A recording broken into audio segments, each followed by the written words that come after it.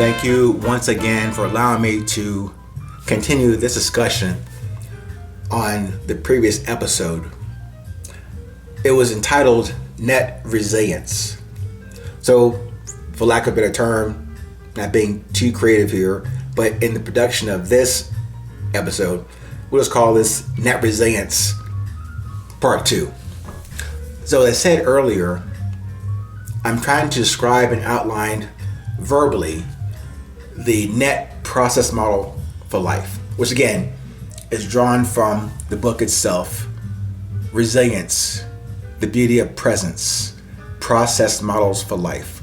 And I said in the previous podcast, I probably should adjust that, not to rewrite the book itself, but to add further contextual observations of my own book and how to relate that in this podcast, about how to look into that book if you are so inclined to understand there's more underneath those words and pictures in the book itself. So I'm looking to share with you today part 2 of the net process model for life. Now probably should call it the net process model for love, which is, again, ultimately our shared resilience. So as I alluded to earlier, the main process model for life and resilience is 2 components: observation and communication. And also, those 2 main components in the model itself have underlying 2 or 3 levels, sub-levels, to give that topic or that phase of the model a little more substance, a little more definition, hopefully some clarity for you to understand, I guess, how I thought through it for myself. No, back up. How I observe to present it to you. Remember, I'll get you later about the thinking and not thinking aspect of me and what I learned from subsequent readings of other books. I'll get to that in a minute. What I want to get across to you, however, is that underlying infrastructure is not just a solid structure, but I want to make sure it makes sense logically and that you can remember to then refer to, reflect upon, and use it as you're building your own infrastructure. I had mentioned earlier also about topics like resilience and even the term grit or leadership. They can come across as fairly soft until, as I say, you and I put our own personal structure around those that we can hold on to, grasp onto, and embrace for our own self-discovery.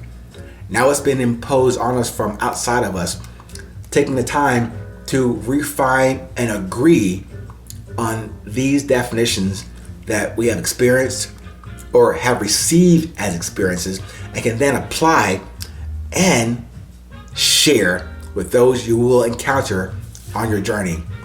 Friend, foe, family, stranger, a dog, whatever. That should be that driving force within each of us, but you'll have to define it for yourself. I can only offer you my perspectives and my opinion, how it works for me. I could be wrong about how it works for me. I could be. But it seemed to work despite what I've done against myself for these past six decades. At any rate, I'm really trying to share with you today what I am seeing as a new extension and understanding of my own model, meaning what I have produced from the creative resources, lessons, instructions that have come to me, that hopefully I was attentive enough to see them, accept them, apply them, and then of course on that spiral, that renewing spiral, then assess or measure or gauge, or however you want to call it, did I apply my best?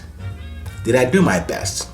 As Don Miguel Ruiz said in his book, The Four Agreements, always do your best. the last agreement in that book is always do your best. No matter what you've done, even if you think you failed, quote unquote, have you applied your best? Not are you doing better than yesterday or you want to do better tomorrow. It's all about this moment. And not even that definition or that clarity I hope to provide to you might be as clear as mud as you expect it to be.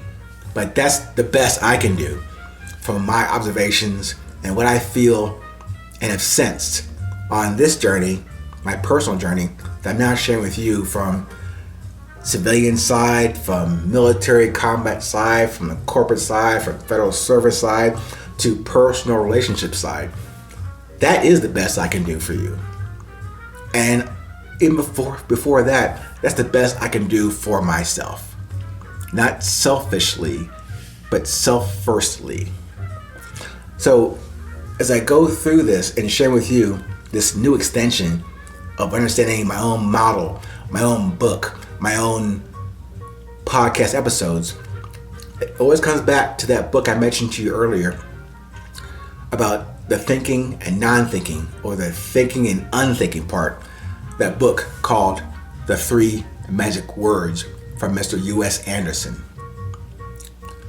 And in that book, he mentioned to me, or resolved a riddle I had for many decades about the essence of thought. And that book, The 3 Magic Words, he mentioned about we don't think. We don't think. We can only observe the thoughts that appear on the daily, constant mental brain screen in your head. So we all kind of only observe those passing thoughts. The ones that appear as relevant and interesting to us is, again, almost like reverse engineering. Perhaps that is the question I'm asking you from my book. What drives you? What drives you to pay attention to those thoughts that are streaming across your mind every day? Which ones do you choose? Which ones do you decide upon? Which ones do you move forward towards, and including love, resilience, beauty, currency, the now of right now? Of course, you can see those same screens and images and thoughts and words or sounds come across your mind, or you can choose the unconscious route, meaning totally ignore them, and the ones that peak and go through valleys for you are the ones that just happen because you chose to choose the unconscious route.